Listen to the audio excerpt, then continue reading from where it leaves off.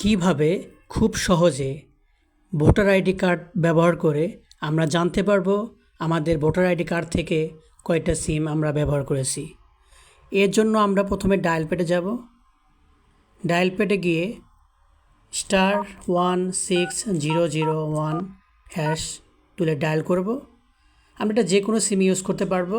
আমি এখানে গ্রামীণ সিমটি ইউজ করতেছি।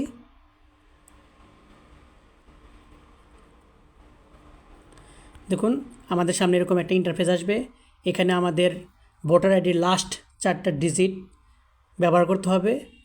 আমি এখানে আমার ভোটার আইডির লাস্ট 4টা ডিজিট ব্যবহার করতেছি।